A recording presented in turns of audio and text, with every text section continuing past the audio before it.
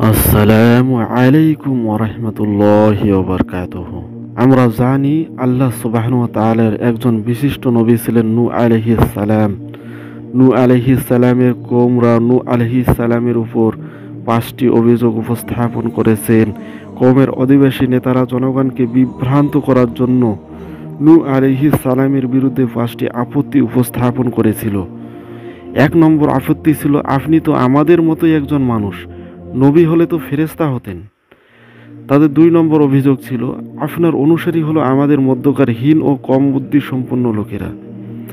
তাদের ৩ নম্বর অভিযোগ ছিল, কওমের উপরে আপনাদের কোনো প্রাধান্য প্রদিষ্ট হয় না। সূরা হুদ আয়াত নম্বর ২৭।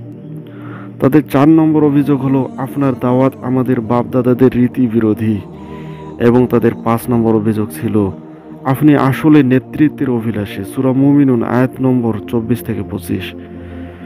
অতএব আপনাকে আমরা মিথ্যাবাদী বলে মনে করি। সূরা হুদ আয়াত নম্বর ২৭।